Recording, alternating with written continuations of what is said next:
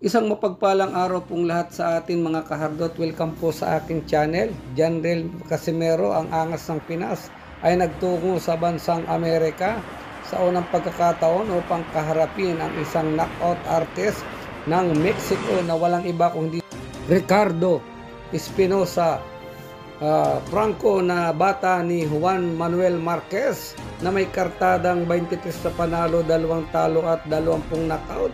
Habang ang atin namang kababayan na si Janrel ay may dala at bitbit ang kartadang 26 na panalo, 4 na talo at 16 na knockout. Atin pong panoorin ang kanilang nagawang paglalaban sa 12 rounds WBO interim bantamweight title. Tara guys!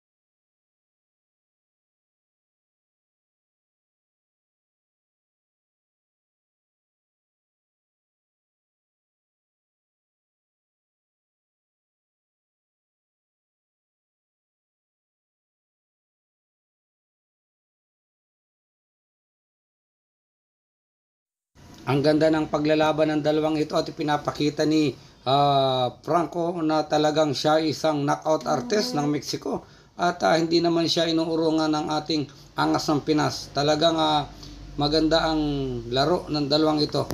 Panoorin at tuloy po natin ang panonood.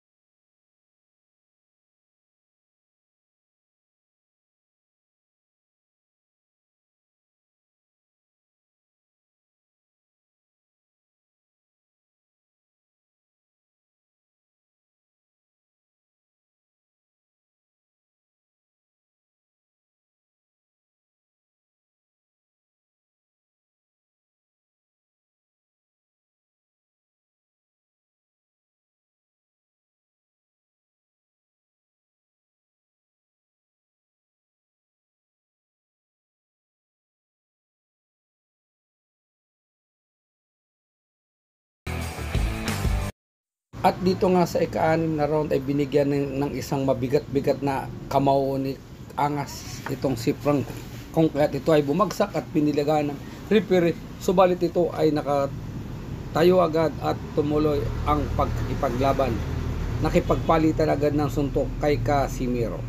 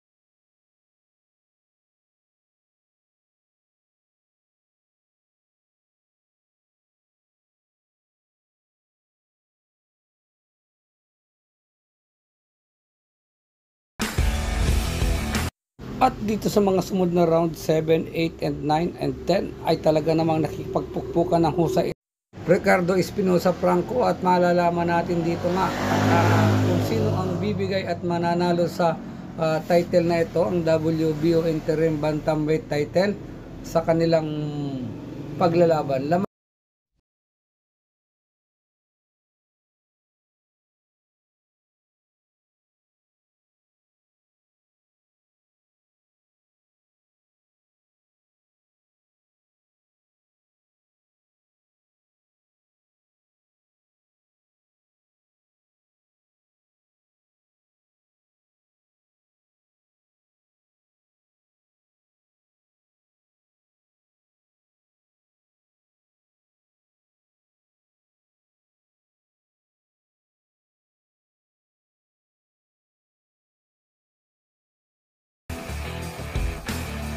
At muling bumagsak itong si Franco sa last round at pinagpatuloy ng referee dahil nakatayo ulit, nakarecover, at binigyan, hindi na tinigilan ni Casimero ang pagbuntal dito, at kaya ito ay bigla na lang itinigil ng referee. Panalo po ang ating kababayan via technical knockout.